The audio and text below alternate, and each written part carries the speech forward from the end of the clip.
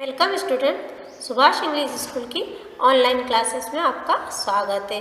आज हम क्लास 6 की हिंदी में पाठ 21 आओ दीप जलाए की वर्कशीट समझेंगे। सही जोड़ी बनाइए।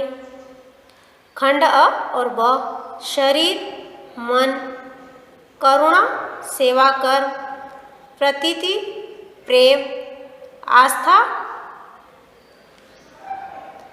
आस्था, निष्ठा। रिक्त स्थानों की पूर्ति कीजिए।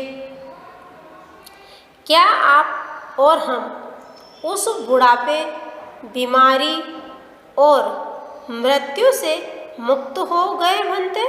यहाँ पर मृत्यु आएगा, है ना। घटाघोट अंधकार का अंत करने के लिए एक ही काफी है, तो चिंगारी।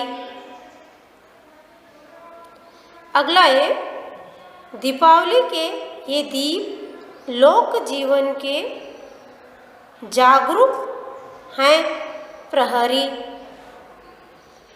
ये दिए सृष्टि के महासागर के अंतराल के चमकते हैं, तो मुक्ता। अति लघुतरी प्रश्न। आनंद ने बुद्ध से पहला प्रश्न कौन सा किया? तो उत्तर है आनंद ने बुद्ध से पहला प्रश्न यह किया कि क्या आपको वह मिला जिसके लिए आपने तप किया था? अगला क्वेश्चन है बोध प्राप्त करने का क्या आशय है? तो उत्तर है मन बूढ़ा ना हो, मन बीमार ना हो, मन मरे नहीं। इस साधना की सिद्धि ही बुद्ध होना, बोध प्राप्त करना है। बुद्ध ने अंधकार का क्या कारण बताया? तो बुद्ध ने प्रकाश की अनुपस्थिति को अंधकार का कारण बताया कि प्रकाश नहीं है, इसीलिए यहाँ पर अंधकार है। संत रिजाई ने किसे अपना कंबल दिया? तो संत रिजाई ने चोर को अपना कंबल दिया। न्यायाधीश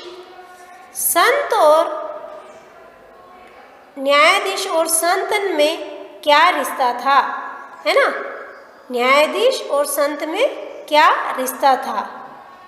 तो न्यायाधीश संत का शिष्य था। न्यायाधीश संत का शिष्य था, उसमें क्या रिश्ता था? तो गुरु शिष्य का रिश्ता था, है ना।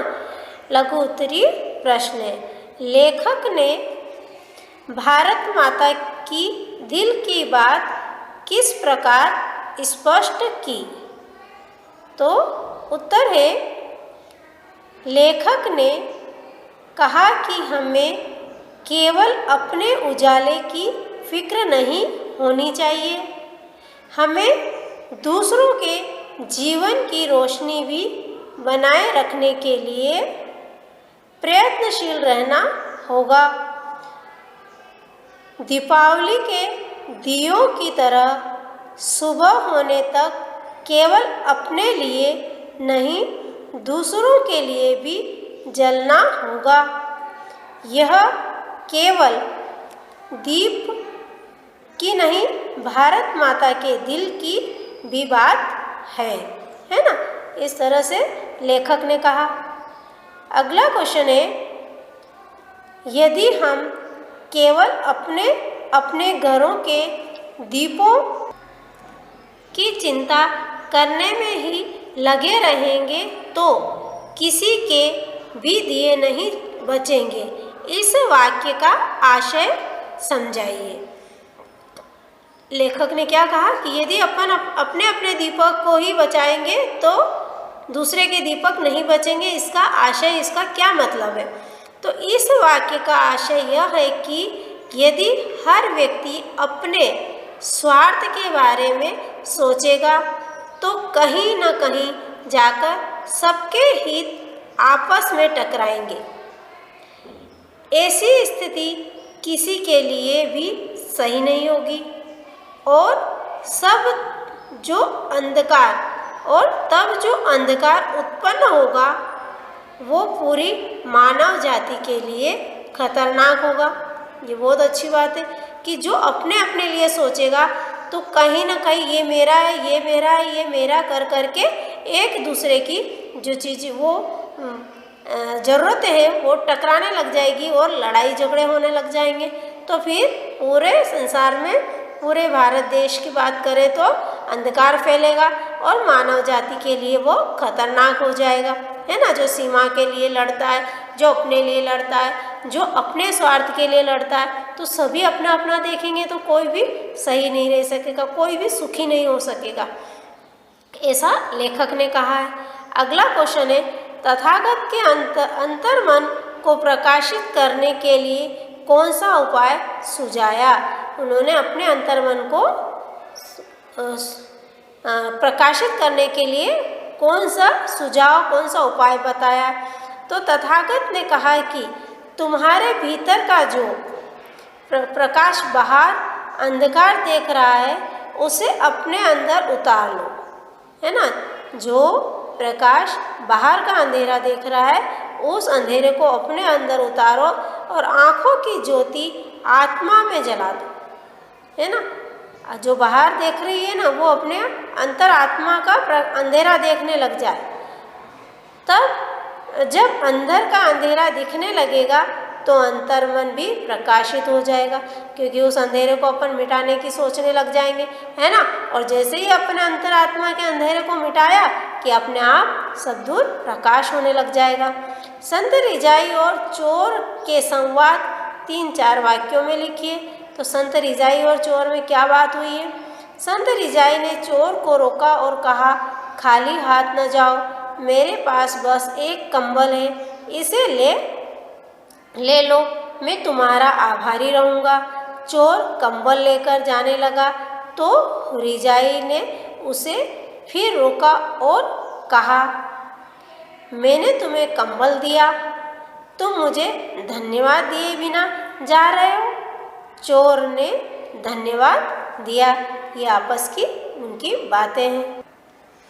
धन्यवाद दिया और चलता बना। अगला क्वेश्चन है, हमें दूसरों के लिए जलना होगा। लेखक के इस निष्कर्ष का भाव समझाइए। तो लेखक के इस निष्कर्ष का भाव है कि हमें केवल स्वयं के लिए नहीं, दूसरों के लिए भी कार्य करना होगा। केवल अपने उजाले की ही नहीं, दूसरों के उजाले की भी फिक्र करनी होगी। तभी सबके जीवन से अंधकार दूर होगा और देश महान बनेगा। अगला आता है भाषा की बात, यानी व्याकरण संबंधित, है ना। निम्न शब्दों में प्रयुक्त उपसर्ग छांटिए। अब कुछ शब्द दिए हुए हैं यहाँ पर, उनके उपसर्ग, उनमें से मूल शब्द और उपसर्ग अलग अलग करना है। तो देखो, शब्द है अपयश, है ना। इसमें शब्द क्या है, अपयश। तो ये क्या बना, यश। मूल शब्द इसमें क्या है, यश, और इसमें से उपसर्ग क्या होगा, अपयश। यश यानी कीर्ति, अपयश यानी बदनामी, है ना। तो अपयश मिला। ये अप जो है ये उपसर्ग है। अब आता है उपवन।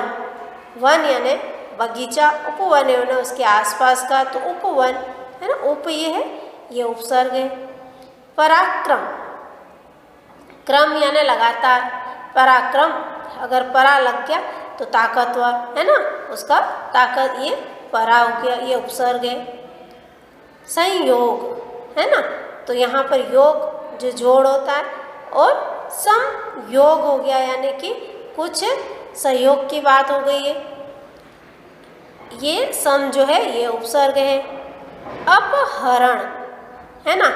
हरण यानी ले जाना, है ना। और अपहरण, ये किसी का हरण कर लिया है ना। तो ये अप जो है ये उपसर्ग है।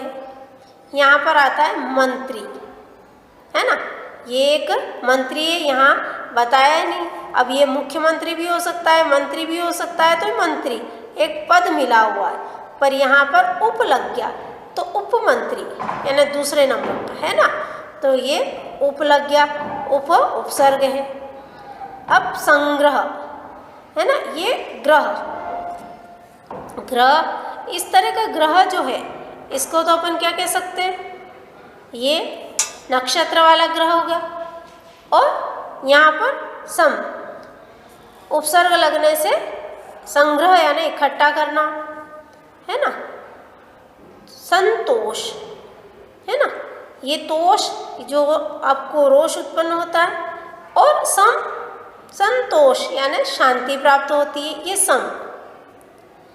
पराजय, इसमें जय शब्द है, इसके आगे लगा पराजय, जय यानी विजय होना, और ये परा उपसर्ग लग गया तो पराजय यानी हार जाना। इसी तरह से अपव्यय, इसमें व्यय यानी खर्च, है ना, साधारण सा खर्च, और यहाँ अप लग जाने से अपव्यय यानी ये जरूरत नहीं होते हुए भी आपने जो खर्च किया है, दुरुपयोग किया है, उसका अपव्यय हो जाता।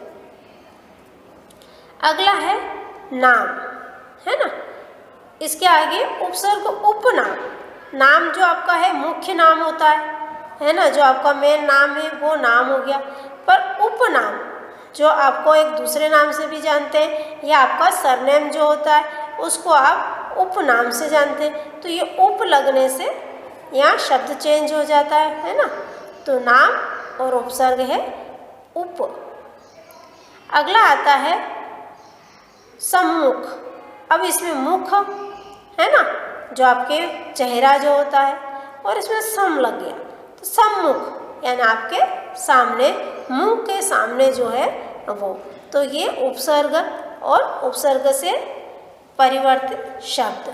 अगला आता है निम्न मुहावरों का अर्थ लिखकर वाक्यों में प्रयोग कीजिए। दबे पांव आना यानी चुपके से आना। प्रयोग है इसका, चोर दबे पांव आया और चोरी करके चला गया। ये दबे पांव इस वाक्य में आए, है ना। उल्टे पांव जाना, आते ही वापस लौट जाना इसका अर्थ होता है। प्रयोग है मोहन देर से विद्यालय पहुंचा तो अध्यापक ने उसे उल्टे पांव वापस लौटा दिया। स्कूल से अगर स्कूल लेट पहुंचते हो तो आपको आपके टीचर वापस जाने को कहते हैं, उसे कहते हैं कि उस उल्टे पांव वापस जैसे आए वैसे ही लौट जाओ, है ना।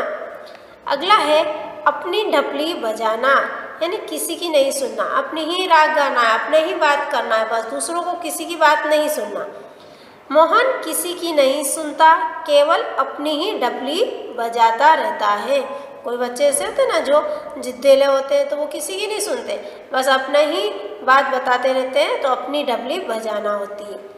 खाली हाथ जाना, बिना कुछ लिए जाना। प्रयोग है ब्राह्मण को खाली हाथ नहीं लौटाना चाहिए, है ना, उसको खाली हाथ नहीं लौटाना चाहिए, खाली हाथ नहीं जाना चाहिए। अगला है निम्न शब्दों में से विकारी एवं अविकारी शब्द छांटिए। तो इन जो शब्द दिए हुए थे ये इनमें से अलग अलग किए। विकारी शब्द है पीला, हमारा, करते हैं, और अविकारी शब्द है धीरे धीरे, ऊपर, है ना। विकारी शब्द ऐसे होते हैं जो जिसमें कुछ विकार उत्पन्न होता। अब ये देखो यहाँ लिखा है पीला, तो कितना पीला, डार्क पीला, हल्का पीला, ऐसा, है ना। ये हमारा है तो किस किस का है इसमें कोई पता नहीं चलता। और अविकारी शब्द जो है, अब यह हमारा, हमारी, ये सब हो सकता है इसमें। जैसे स्त्रीलिंग के साथ होगा तो हमारी, और पुल्लिंग के साथ होगा तो हमारा, है ना। यह स्त्रीलिंग के साथ होगा तो करती, और पुल्लिंग के साथ होगा तो करता, है ना। तो ये बदल सकता है, पर अविकारी शब्द ऐसे जैसे राधा धीरे धीरे चलती है, धीरे धीरे में कोई परिवर्तन नहीं। राम धीरे धीरे चलता है, पर धीरे धीरे में कोई परिवर्तन नहीं हुआ, है ना। वो या चाहे स्त्रीलिंग हो, पुल्लिंग हो, कैसा भी हो, एक वचन हो, द्विवचन हो, कैसे भी, पर तो इसमें परिवर्तन नहीं हुआ, इसीलिए यह अविकारी है। ऊपर, राम ऊपर गया, राधा ऊपर गई, कुछ नहीं हुआ, है ना, कुछ भी इसमें चेंज नहीं हो, ऊपर में कोई चेंज नहीं हुआ, इसीलिए क्या है, ये अविकारी शब्द, इसमें कोई विकार उत्पन्न नहीं हुआ। अब आपके ये वर्कशीट यानी अभ्यास प्रश्न जितने भी थे ये सब कंप्लीट हो गए हैं, और आपका इनको याद करना है, फिर कॉपी में सुंदर अक्षरों में लिखना है, और सुंदर अक्षरों में लिखने के बाद आपको याद करना है आपके प्रोजेक्ट वर्क के लिए, और यदि ऑफलाइन एग्ज़ाम होती है तो आपको ये मैटर आपके लिए काम आएगा। धन्यवाद।